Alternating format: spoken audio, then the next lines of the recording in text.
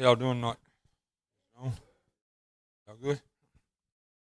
Man, this is an honor to be over here tonight, John. Thank you for having me. Man, man, it's such an honor. I've been looking forward to this for how long now, Cindy? 6 months, 5, 6 months, something like that. I really, really have. And I got a couple of folks I want to thank right quick, though. Like I said, I want to thank John and them for having me out here tonight. I want to thank Miss Naomi for coming through, my partner in crime at work, man. Like, that's, me and Miss Naomi, man, and Cindy too, man, John. Man, we do stuff like this we don't do it for the money, man. We do it to see people change their lives because we've been where you've been. When I say Miss Naomi's my partner in crime, because she is, some people come to treatment centers and they're less unfortunate than others. They're in bad places and they can't get something. Me and Miss Naomi can find some kind of way and ease out the back door and make sure that they get what they need, whether it's a pack of cigarettes or something to eat or just something like that, man. And I don't know, thank you for coming tonight. And then, man, Miss Cindy, man, I don't know, man, that woman means the world to me and she don't even know it. And when I met Miss Cindy 3 years ago, man, almost 3 years ago, I was in a very, very bad place in my life. I was about as broke as one individual could be. And man, I don't know, she seen something in me and she gave me a chance that most folks wouldn't have done. Her and Mike Ming, and they give me a chance that most folks wouldn't. Because little did I, and I didn't find this out until April of this year when me and Cindy and Mike were sitting in Mike's office. Man, Mike Ming had all kind of folks call him. I remember him telling me and Cindy, don't take a chance on him. Remember that conversation? Don't take a chance on him. Send him on to prison. He won't never get right. He ain't got no do right in him. Thank God they didn't listen though, you know what I mean? And I talked to Cindy a lot on the phone, man, and some days I talk to her and she's just in a bad place, man, because somebody just didn't get it. But please don't stop doing what you're doing. Man, like I said, man, I was in a bad place when I met Cindy, but we'll get to that in a second, but another person I got to thank right quick is my mama. I don't know where I'd be without my mama. Spending a lot of nights on her knees praying for me. I really, really don't. I put that woman through more stuff than most folks ought to put a mama through. But but I get another chance today, thank God. So I'm going to get started, I was born and raised right outside of Greenwood, Mississippi. I was raised in the country. And I didn't have a bad childhood, but I didn't have a good childhood either. My father was an alcoholic. My father could be mean at times, very mean at times. He was mean to my mama. He was mean to me. That's just the nature of the beast. That's just what alcoholics do, but man, I don't know. My dad loved me. I know my dad loved me. My dad he was just an alcoholic. But, man, I don't know. Growing up, I got a little sister 3 years younger than I am, but growing up, man, like, I had to work. My dad didn't. He wasn't sitting up in my house playing no video games all day long now like these kids do today. Like, my daddy wasn't going for that. We lived in a house and had about 2 acres right there where we lived at. An acre of it was grass and an acre of it was garden, and it wasn't no zero turns and it wasn't no riding lawnmowers, but he pushed the whole thing. And then I had to work the garden, man. That's just how it was, man. My daddy believed in work. But I don't know, man. It was something about me from a very, very young age. Like I just felt like I did not belong. You know what I mean? Like felt like I didn't fit in with these people over here, and I didn't fit in with these people over here, and I was a very angry individual, looking for a place to try to fit in, and I had stuff going on at home, that made me mad. Kids at school made me mad. I just felt like I didn't fit in anywhere I went. Like I felt like I was alone. I remember going to elementary school. I think my mama stayed at the school more than I did.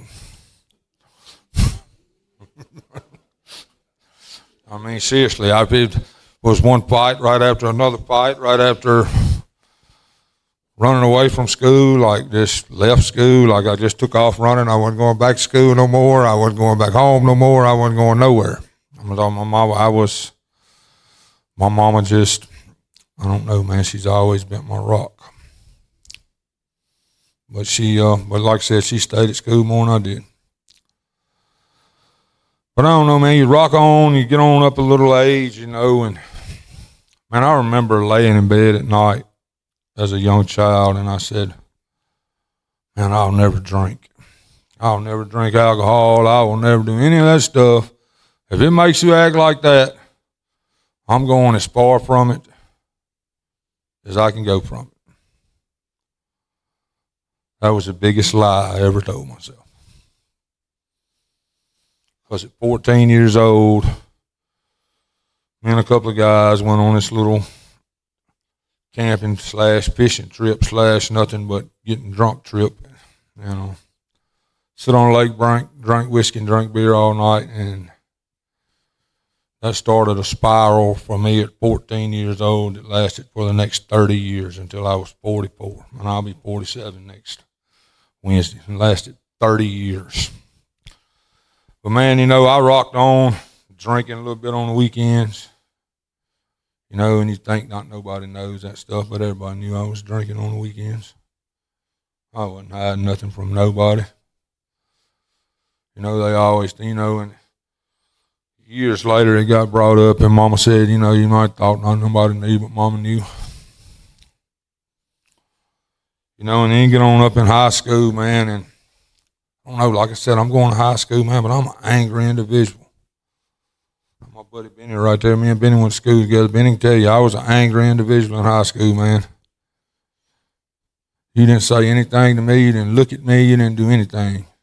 If you did, we was finna fight. That's just how angry I was. But lo and behold, I started playing football, and I was very, very good at it. I excelled at it. For the first time in my life, I excelled in something that wasn't trouble. But here's the problem with that. I could take my anger out on the football field that I had toward other folks. I could take it out, and I wouldn't get in trouble for it. But here's the problem, though.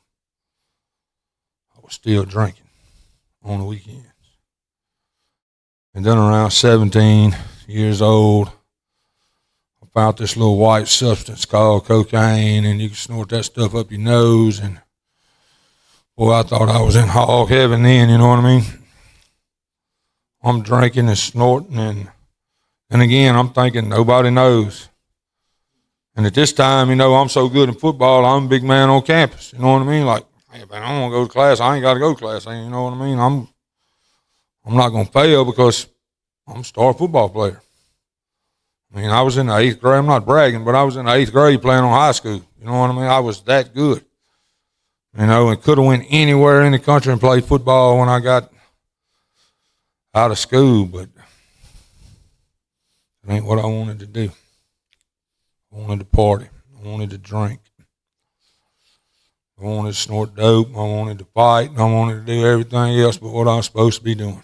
And so I graduated high school, and I remember I sat around the house for a week or two, and my daddy was like, "You're not staying here if you ain't working." My mom was adamant about that too. I thought it would be the other way around, but she said, "You're definitely not staying here if you don't work." So I got a job working at a catfish plant in Eldabina. working in the maintenance department. I worked my way up pretty big. You know, I had keys to everything at the plant. But on the weekends when I would work, you know, I was stealing fish, you know, and selling them to support a drinking habit, supporting a cocaine habit, you know, and I got caught doing that. I liked to went to jail and I liked to went to prison. That liked to be my first time in prison. I'll get to that in a minute. But man, I liked to went to prison for that. Thank God for my daddy, because my daddy was able to get me out of that one. But man, things didn't get better though. They progressively got worse. I racked up in about 3 weeks a span of 7 DUIs in about 3 week period of time. Wound up having to go to prison for felony DUI. You know, and you would think that would open your eyes up. Sitting over there in Camp 29 in Parchman, you know, you would think that would open your eyes up, dude, to not make you want to do that stuff no more, man. And at this period of time in my life, I want y'all to know this. I was the biggest liar and the biggest manipulator in the world. I could sell an Eskimo ice when he didn't even need it. Seriously, I could. The whole time I'm locked up, I'm calling my mama and I'm telling my mama, I'm not doing this anymore. If you'll just keep money on my books, if you'll just do this, if you'll just do that, when I get out of here, I'm living life right. And she did. Kept money on my books. And I was doing nothing but with that money but making commissary for somebody else to buy alcohol and other drugs in the penitentiary. That's how I lived my life in the penitentiary. Getting drunk, getting high. Time went by quicker like that, so they say. But that was a lie too. But man, you know, when I get out and I get a job working for this tree service called Divinity Construction. Well, this construction company called Divinity Construction. Man, I started cutting trees for them folks, cutting power line right-of-ways. And then again, that's one good thing that I never lost. I mean, I've always had a good work ethic when I worked. Like I was going to be the best at what I done. And I made my way up to supervisor there, and man, we was going out of town working all the time, and I was staying drunk all the time and still getting in trouble with the law. But here's where things just really start getting out of control. See, cocaine wasn't that good anymore. My body had done got immune to it once, so what I was snorting wasn't getting me high anymore, and methamphetamines were busting onto the scene at this time really, really, really, really good. And I found out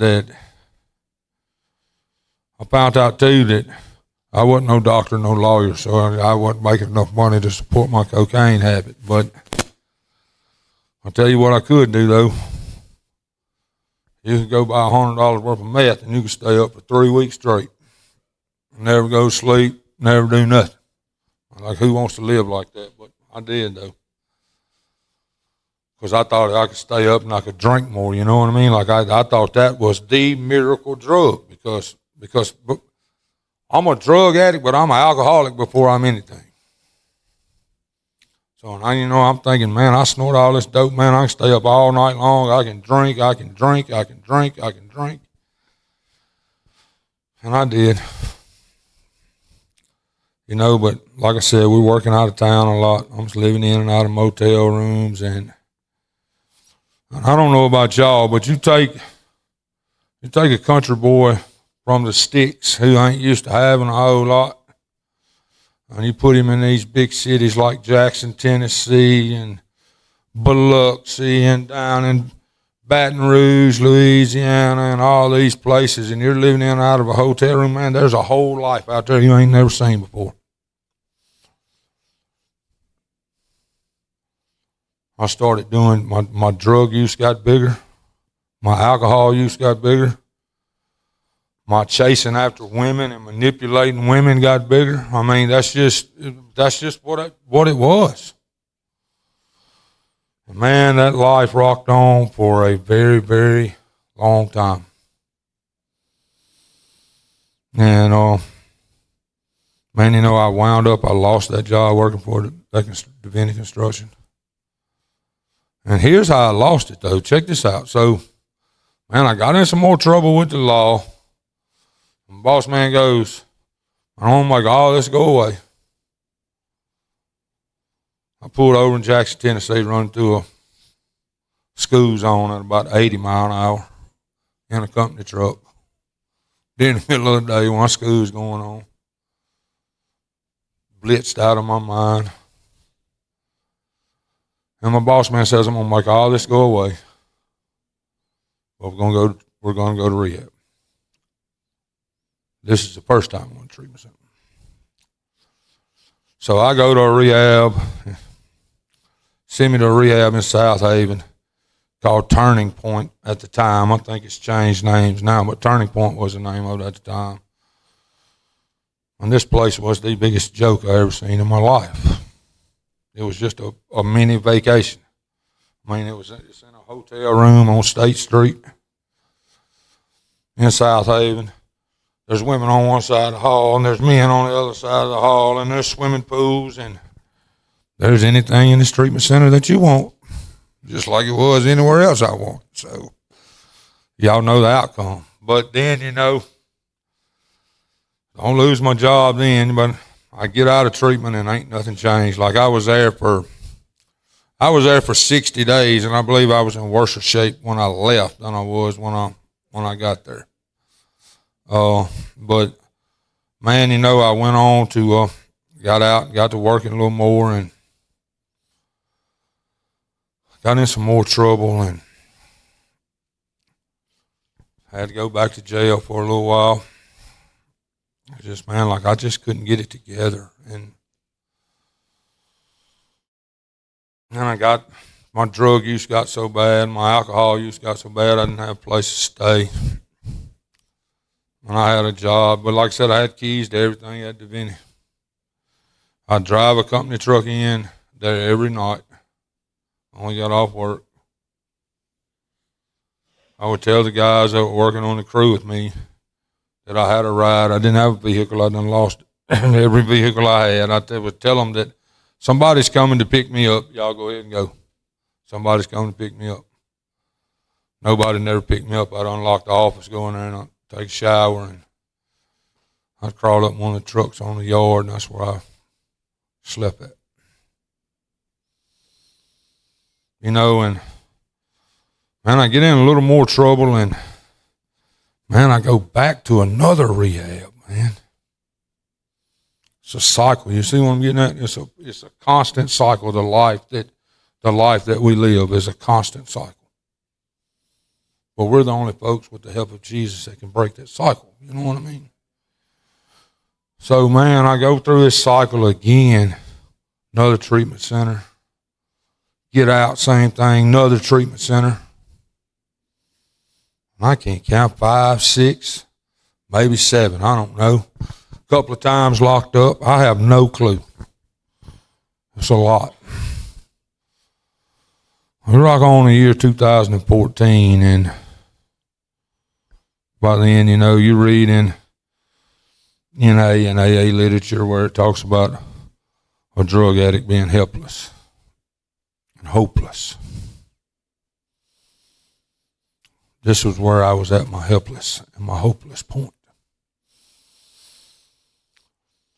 In January, let me back up just a second. So,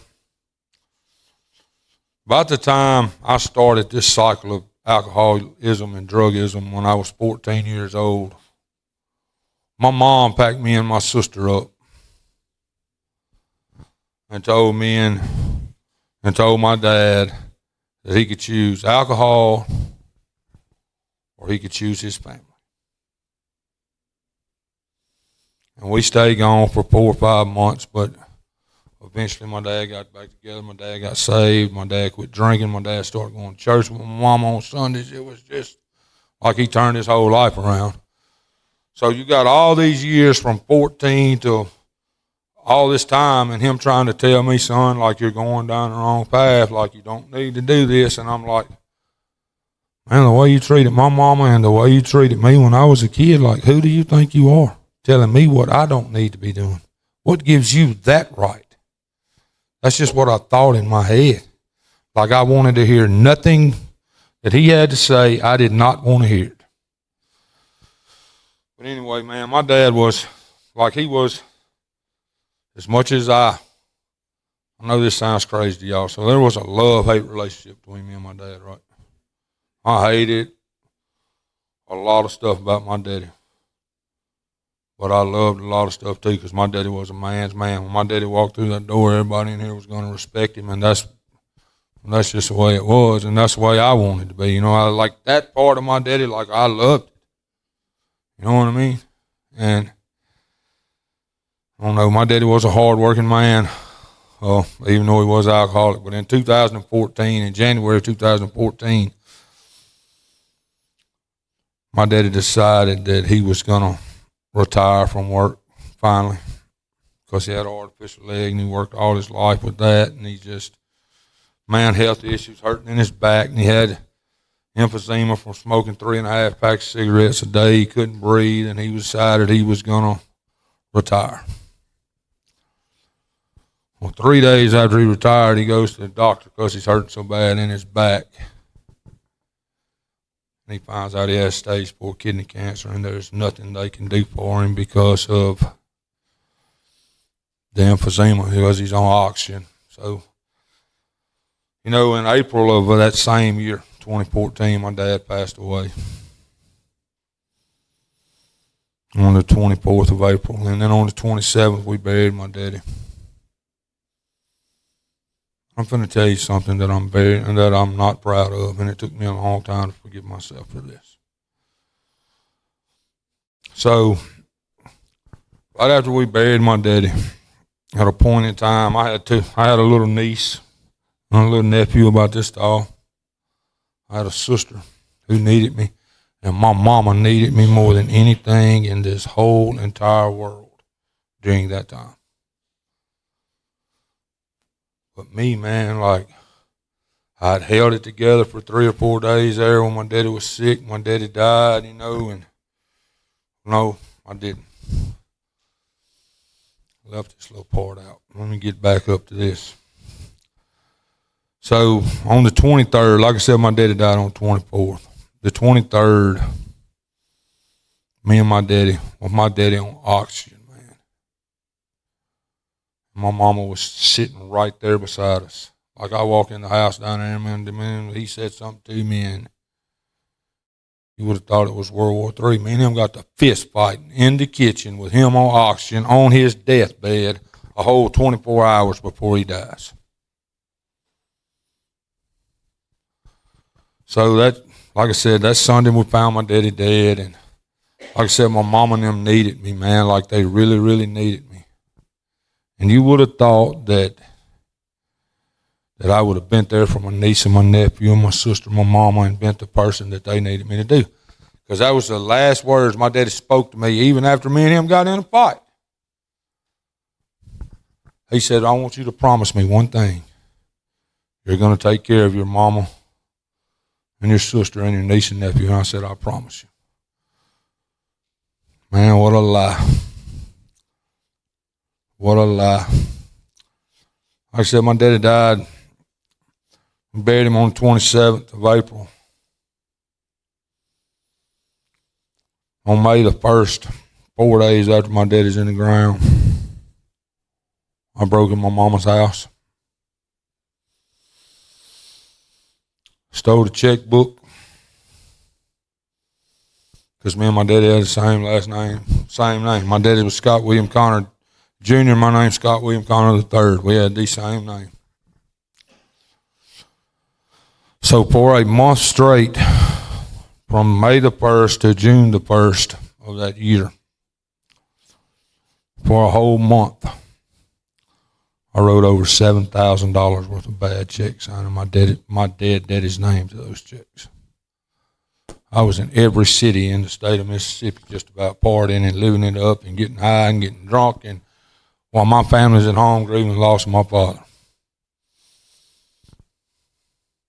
That was the lowest point of my life, one of the lowest points of my life.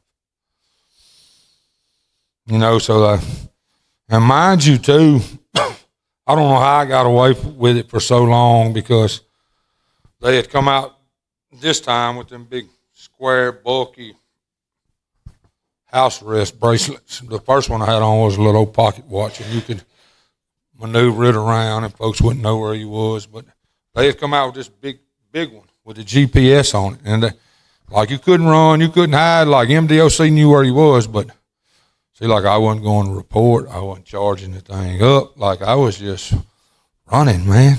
I don't know how they let me get away with it for as long as they did, but that's how I was living. I didn't charge it up so they couldn't find me, and I wasn't going to report, and I wasn't taking no drug test, and I wasn't doing nothing. I just wasn't. You know, man, that finally run out with me. They caught me. Got locked up for not reporting MDOC custody, and I found out I had another charge too. I had a charge of uttering forgery, signing my dead daddy's name to checks. And man, I went back to the penitentiary. And man, like I said, man, like I'm that type of person that I can make you believe anything. I'm not that type of person anymore. I used to be that type of person. So I lied to my mama the whole time I'm in prison again. Man, it's going to get better. It's going to get better. It's going to get better. Guess what? I got out. Guess who was waiting outside the gates of Parchman to pick me up? My mama. Took me right back home, like she's always done. Went and borrowed $1,000 from the bank, bought me a truck.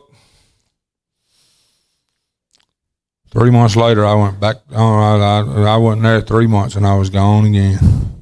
Back to the races. Back drinking, back drugging. I was back doing it. You name it, I was back doing it. You know, and that rocked on for a very, very long time. For the next 3 years ago, for the next 7 years, that rocked on. And it got bad, folks. It got real, real bad. It got where I didn't have no clothes. Like I had one pair of pants and I had one shirt, and I was walking the streets of Greenwood. My family didn't want me to come to their house. My mama didn't want me. I mean, like nobody wanted me. My so-called friends that I used to spend all my money on getting drunk with and getting high with didn't want me. The only time they wanted me was when I had $1 in my pocket and I could buy them to drink some more dope. Other than that, they didn't want me either. You know, when I got caught, man, I'm running around, I'm stealing folks, I'm stealing anything I can to support a habit. That's just what addicts do. That's what I do. It's the type of drug addict I am. Put my back up against the wall when I want something, I'm going to get it. So I got busted with, it was way more than what that paperwork said it was, but that's neither here nor there, thank God. But I got busted with a lot of dope. And man, I remember going and getting bonded out. I got bonded out, somehow or another. I can't remember who bonded me out, but I got bonded out. Man, but I didn't stop right then, though. I went right on back to doing the same old junk I was doing when I got bonded out. And I remember it just like it was yesterday. Man, I had talked a friend of mine into letting me spend a night at his house, take a shower and change some clothes, and he did that. And I don't know, man, like something happened that night that I never thought I would get that low. I'm sitting there inside this little camper trailer, and my friend's laying down, and I done took a shower and drinking whiskey, and there's some lines of methamphetamines on the table, and I snort one line. And I snort another line. Took a big swallow of whiskey, went to snort the third line. Snorted it, and I knew where a 38 was in this camper, right? Grabbed a 38 and stuck it to my temple because I was tired of living. I was tired of living that life. I didn't know how to get out of it. I did not know what to do. I was at the lowest, man. I knew I didn't want to get high no more. I knew I didn't want to get drunk no more, but I knew, too, I didn't want to live no more because I didn't have nothing worth living for. But thank God for that night, too. Looking back on it, I thank God for that night because that was a big intervention in my life because that's when things started turning for the best. Because for the first time in my life, Penny, I was scared to death. I was scared to death. I didn't want to pull the trigger. For the first time in my life, I was scared to death. So I called an uncle of mine, and he come got me, and he said, man, like, what do you want to do? And my uncle is like us, like he's one of us, you know what I mean? Like he said, and he still is. I pray for him daily. He's almost 70 years old, and I pray for him daily because he just refuses to give in to this way of life. But he come and picked me up, and he said, what do you want to do? I said, man, I got court in 3 days. I said, I got court in 3 days. I said, take me to the Carroll County Sheriff's Department. Took him to the Carroll County Sheriff's Department. And when I went in, I won't never forget it. I walked in the door and I told him. I said, man, I tried to kill myself. I need some help. You know, I got court in 3 days, and going back to prison is not going to solve anything at all. Like if I go back to prison, I will die. Either in prison or when I get out, I'm going to die. I'm just telling you now what's going to happen. So they held me till I went to court. And I went to court and they sentenced me, and that's where I met my buddy Cindy over there, man. And 2 days later, I come to Ackerman for Cindy to do my assessment. And I remember sitting in there, man. And here's the funny thing. I remember it like it was yesterday. I remember sitting in there when I had on a pair of blue jeans and I had on a black T-shirt. And I was sitting in there talking to Cindy, and I cried the entire time. I didn't think I could cry that much. And I told Cindy, I said, man, like I said, man, I am.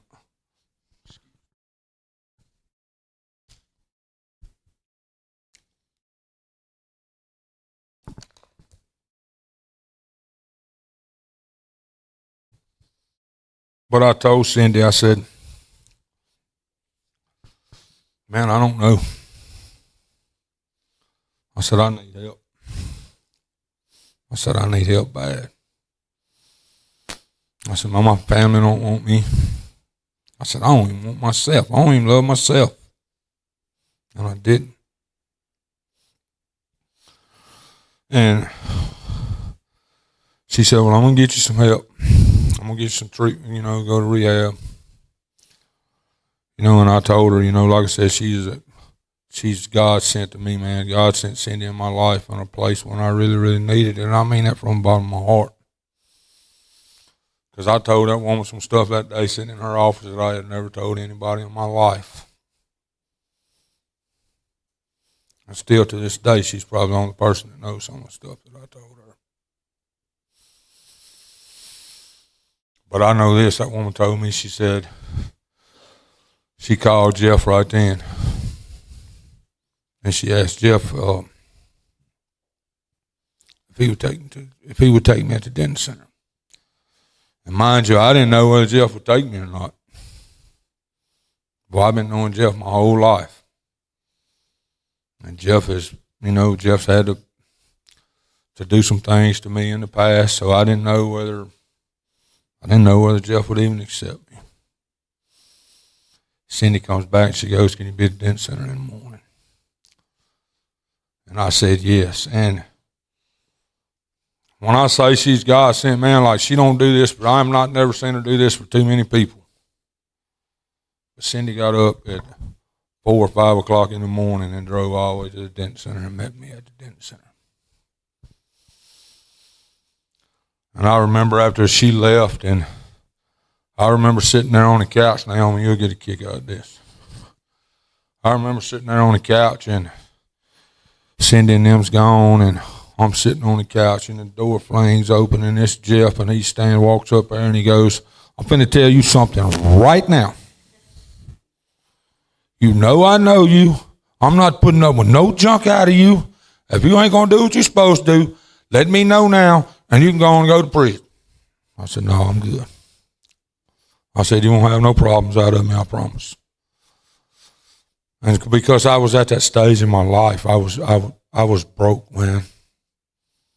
I don't know if any of y'all have ever been here, or maybe you're there tonight, but man, when you're broke, that's when you can be fixed. That's when the miracle happens, when you're broke. So, man, I don't know, man, like this time when I went to treatment, it was totally different. Man, I didn't go in there to hang out with nobody. I didn't go in there to do this. I didn't go in there to do this. I went in there to get some help. When I had classes at the Denton Center, I was sitting in the very front of the class.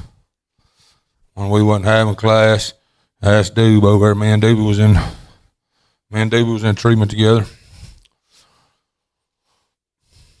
I was in my bed reading this or reading some other books, man. I was reading. You see, man, like, I don't know. Like it was just like I was just at that road, man. Like I knew if I leave this treatment center, I wasn't worried about going to prison. I was worried about dying. Prison didn't scare me.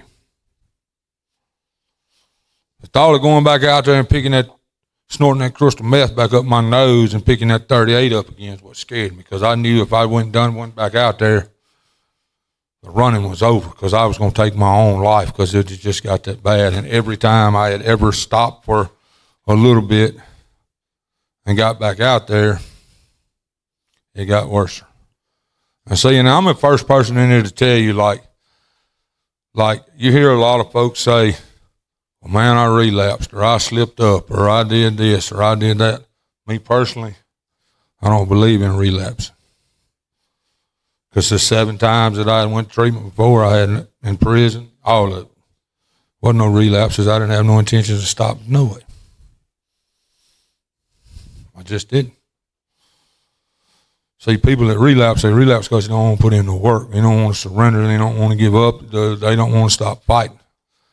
It's like you hear people holler, well, they're chronic relapses. No. Something in their life they don't want to get rid of is what it is.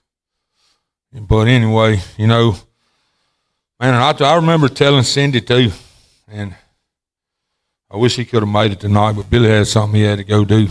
He just texted me while I was sitting down there and said something had come up. But I told Cindy, I said, man, Like, what is this going to solve? You remember that? I told her, I said, what is this going to solve? This is 90 days and I'm back out on the streets, man. But nowhere to go. Cindy said, you don't worry about that. You let me worry about that.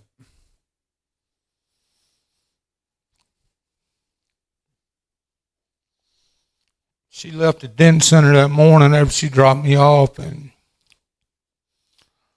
called the folks at the last house on the block and told them that I would be at the Denton Center for 90 days, but to save me a bed.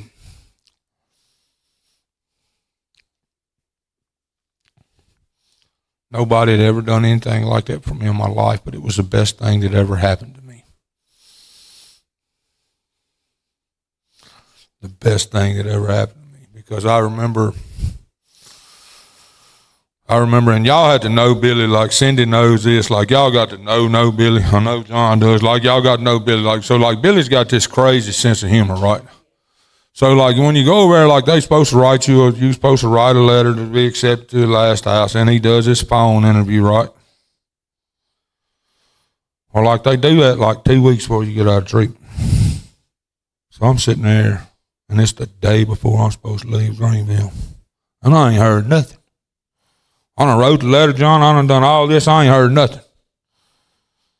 Supposed to leave that Wednesday. Billy calls the Darden Center at 8:30 that Wednesday night and says, tell him I'll be there in the morning around 7 to pick him up. And I was like, oh my God. Because like I hadn't talked to him. I didn't do no phone interview. I didn't do none of that. But man, I wish he was here tonight because he has been a big part of my recovery. I wouldn't have found Jesus Christ if it hadn't been for Billy. See, Billy picked me up, and when Billy picked me up in Greenville, it's an hour and 45-minute ride back to Columbus. And we started crying when we left Greenville. I was crying and he was crying, and for an hour and 45 minutes we talked to each other, and we cried all the way to Columbus. Because, see, I've been through a lot of stuff Billy's been through. We've been through a lot of stuff together. But, man, I don't know. Billy told me by the time we got to Winona, he looked at me and he said, son, what do you want out of life? I said, Billy, all I can tell you right now is I don't want to put no more dope in my body. I don't want to put no more alcohol in my body. And I don't want to die. See, I had made peace when I was in treatment that my family may not never talk to me again. I had made peace with that. Because I knew that I had not been the son, the brother, the uncle, or the nephew that I should have been. And I did that, so I manned up and I had made peace with it. But man, God had other thoughts, you know what I mean? But Billy said, man, if you'll just buy in, bro. Remember, he just said, if you'll just buy in. And I bought in. I bought in big time. Because I'd already bought in. Because, see, I remember like being at the Denton Center, like my third or fourth night there. Like, you got to remind you, man, like I've been drinking a lot of liquor, a lot of whiskey, a lot of beer, a lot of stuff, and doing a lot of dope. And when you drink the type of as much alcohol as I drank and done as much dope as I done, coming down off that stuff will make you sick, sick, sick, sick, sick. When I was in detox at the Denton Center, I'm backing up just a little bit because I want to get this part out. And man, the first 7 days I laid in that detox room like I thought I was going to die. I remember Jeff coming in there checking on me a couple of times like I was in bad shape. You remember that? I was in bad shape. Like they thought I was going to die. And Jeff, like Jeff always is, Jeff's like, oh, he's tough. He'll be all right in a day or two. But I pulled out of it. But see, here's one thing that happened, though. I remember about the third or fourth night there, I crawled down out of my bed one night at 12 or 1 o'clock in the morning. I was in tears. I was crying. Thought I was dying. I was hurting all over. And I crawled down and I knelt down beside my bed. And I said, God, I can't do this by myself. I cannot. I will not. There's no possible way. I said, but if you'll help me get through this, I will do whatever you want me to do. You know, so I rock on. I go to the last house on the block. Man, I'm over to the last house on the block. I get there in like June, end of May, 1st of June. And like I said, I had made peace with my folks not talking to me, man. Like you know what I mean? Because I did it. So I get over there and I call, and, you know, sometimes they'd answer and sometimes they wouldn't. And Billy kept telling me, just keep praying. Just keep praying. Just keep going to these meetings. Just keep going to church. Just keep giving it to God and watch what happens. So Thanksgiving night, like I said, I'd been over there since June, so you're looking at 4 or 5 months. Thanksgiving night, I get a phone call. And it was my baby sister on the phone. First time I talked to my sister, a decent conversation since my daddy died 7, 8 years before then. And my baby sister said, I'm bringing Mama over to see you in the morning. What I thought was impossible, God made possible. God allowed me to, you know, and they didn't want me at home right then. Y'all got to understand, my sister's hardcore, man. My sister's hardcore. My sister said, no. She said, you can come over. She said, we'll come over and see you on the weekends, but you're not coming home. And I was cool with that. Because at least I knew that I had some type of relationship. So they'd come over there about once a month and see me. But anyway, you know, I said, man, it's going to be Christmas, and I ain't going to get to spend Christmas with my family like another Christmas. You know, and I was getting ready to give up. I was, you know, and like, I really, really was.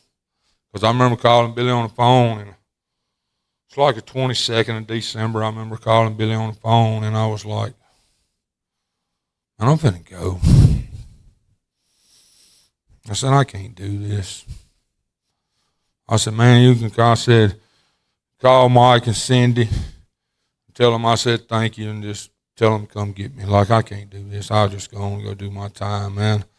I'm sitting up here with 23 guys, and 19 of them's going to go home, see their family for Christmas, and I can't go see mine, man. I'll just go on and go to jail, man. Like, this ain't worth it. Like, it just is not worth it.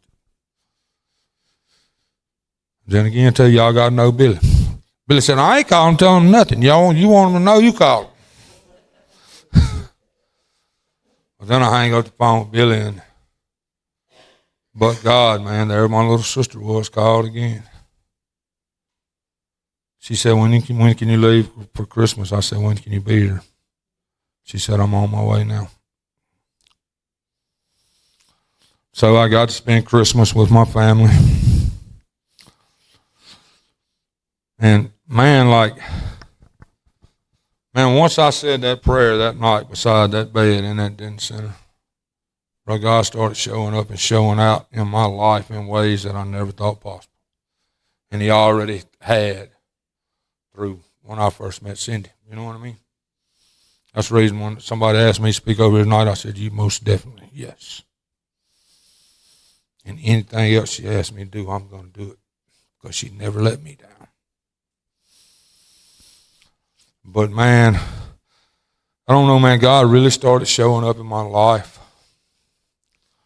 Man, I went on March the 6th of last year. In January of last year, I had got saved. And I wasn't having nobody else baptize me but Billy Jordan. And then nobody else. I told the preacher at First Baptist Church in Columbus, I said, you're not baptizing me. I said, if you got to baptize me, And me and Billy will get a swimming pool and we'll do this at last house on the block. You are not doing it. But with Billy being a preacher, he let Billy do it. And that was the best day of my life. Because that day that I got baptized, sitting on the first row of that church with my mom and my sister and my little niece, I won't never forget that. As long as I live, I won't never forget that. And then, man, God just keeps getting better. Even in the storms and the trials after that day, God just keeps getting better, because a couple of weeks later, rock on, and man, I go home for the weekend, and man, that's when that tornado come through the whole state of Mississippi. See, I finally got to make good on that promise I made my daddy that I'd take care of my mom.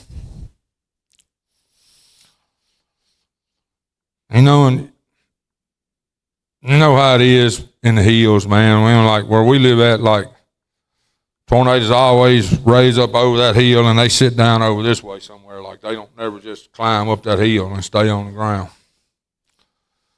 Well, when that sun gonna come across the Mississippi River and touch down in Rolling Fork, it stayed on the ground all the way till they got to Black Hawk, Mississippi. And you could hear it. I won't never forget that sound. I was laying across the bed watching TV, and I told my niece and my nephew I hollered to go to the bathroom. And I jumped up out of the bed, and my mama was sitting in her recliner, and my mama's not in good as health as she used to be, and she can't walk as fast as she used to could, and a whole lot of other stuff. But I grabbed my mama by the arm, and this dead-gum picture flying around the house, and windows are sucking in, and my mama's trying to grab this picture of me and my sister that we took together when I graduated high school, and I said, forget that picture. Well, you can get another picture, let's go. But I finally got the picture, and as quick as I got my mama in the bathroom where my niece and nephew were, I wrapped my arms around the three of them, and the whole roof flipped off of that house, all but right there over the top of that bathroom where we were. And I remember saying a prayer right there in that bathroom, around with my arms around my mama and around my niece and nephew. I said, God, I don't know what you spared me once again for, but whatever you spared me for, whatever you want me to do, I'll go do it. I'll go do it. Whatever you spared my life for the 13,000th time, I'll go do it. Because I look back, me and Benny were talking about this on the way over here. And you'd have to know mine and Benny. Well, you just know my past, but you'd have to know Benny's. Benny's been sober a year yesterday. I'm so proud of you, dude. Love you. But, man, I got to thinking on the way over here, man. Me and Benny was on the way over here. And, man, I was thinking if you'd have told me 3 years ago that me and Benny Corley would have been coming from Greenwood to Ackerman on a Saturday night to come to a church, I'd have told you was crazy. We might have been going to do a lot of other stuff, but we wouldn't have been coming over here. But I said that to say this, though, man, but God, you know what I mean? But God. And like I said, I told God, whatever you want me to do, I'll go do it. And I have. I went back to Columbus. Man, I had a good job in Columbus. A good job. And Columbus has got a special place in my heart.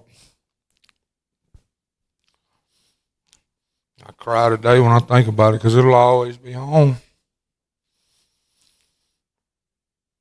Because Columbus, that town saved my life. God sent me to that town for a reason with that group of people, and I got to see God in people that, I got to see God working through people like me to know that there's a chance, there's a hope.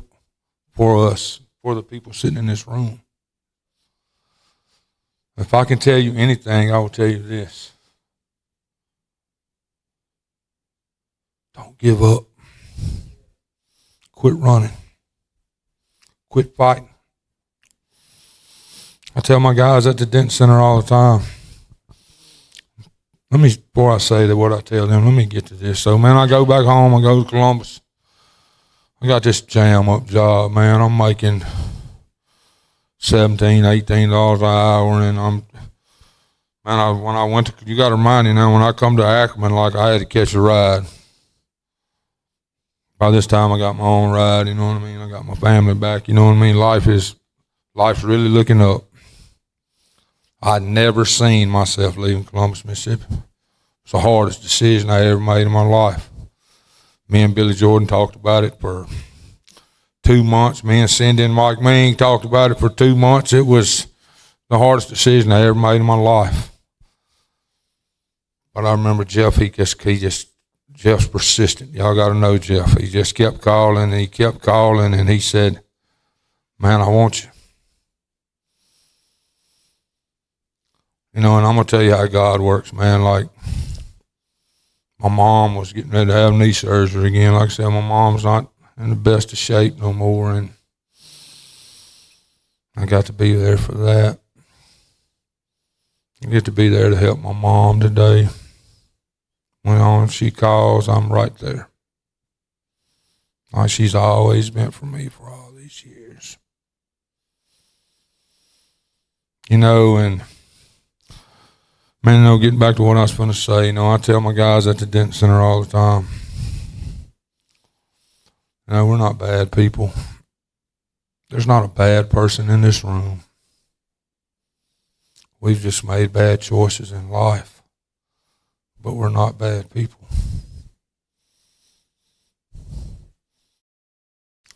Man, when you think he can't, God can.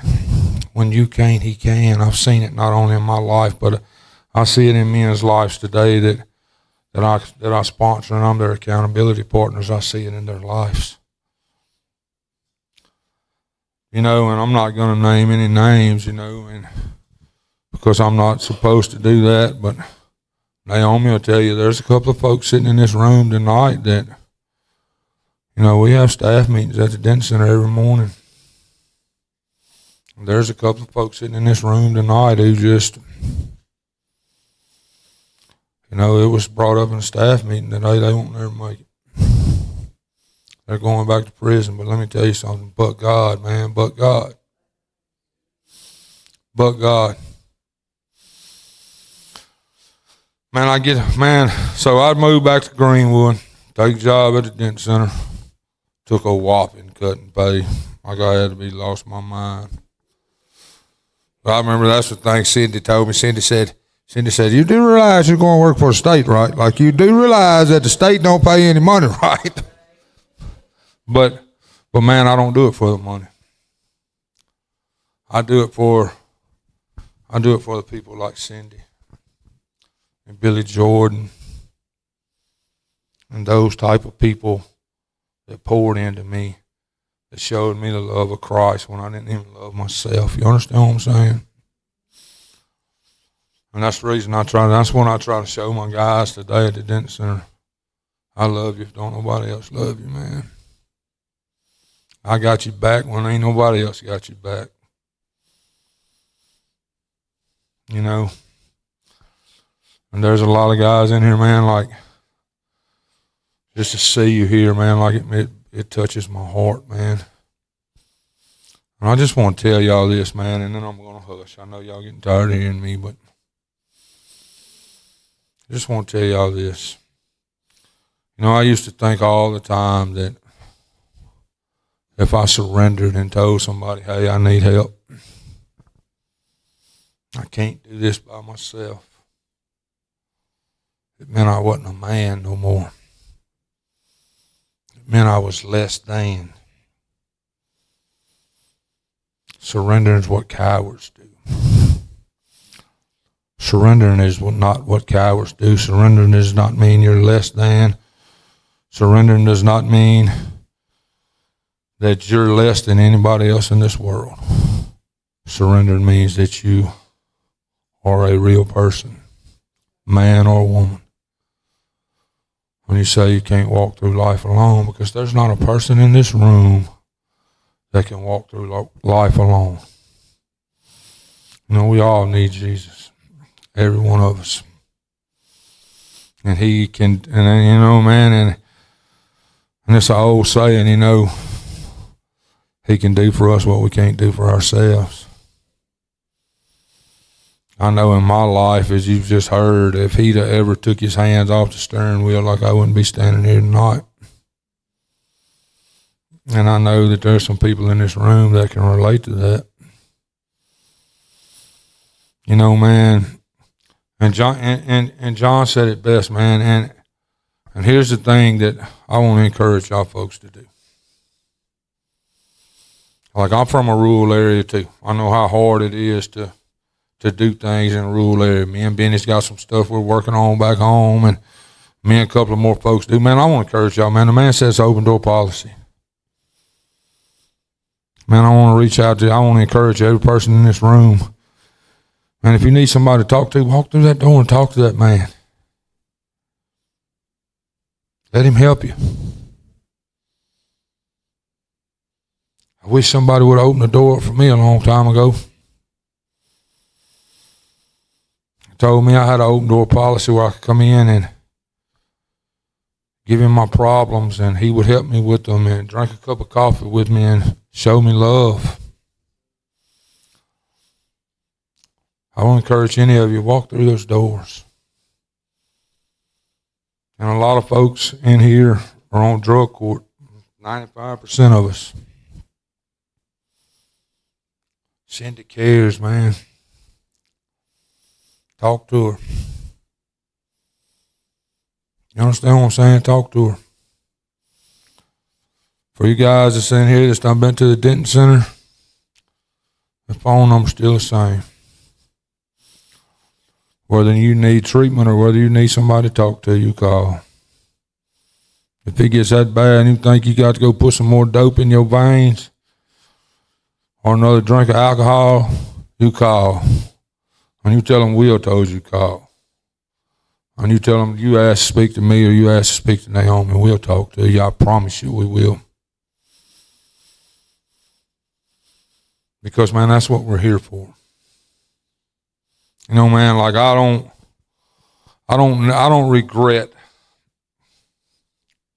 I tell people all the time, I hear people all the time ask me, Will, if you could go back and change anything, what would you change? And I wouldn't change a thing. I wouldn't change a thing. I wouldn't change none of the drugs. I wouldn't change none of the alcohol. I wouldn't change any of it.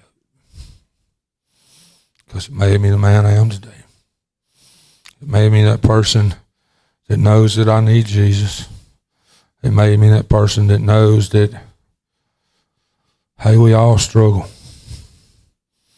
Everybody needs a little help along the way. You know, and then I'm going to read this and then I'm going to sit down. I was going to ask you for yours. You better be glad I brought mine. Well, Jeremiah 29:11 says this. It says, for I know the plans I have for you. This is the Lord's declarations.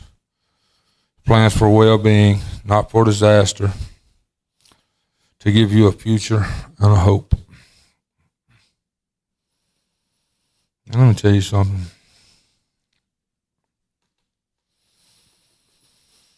God didn't intend on any of us to have to struggle. Life's hard. Life's hard. Every day life's hard. But God didn't intend on any of us to have to struggle with the use of alcoholism, drug addiction.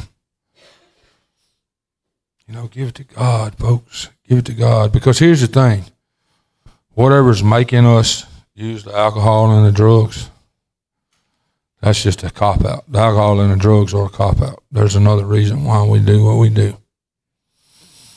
Man, I just want to leave y'all with this. Just give it to God, man, and take advantage of every type of resources that you have. I love y'all and thank y'all.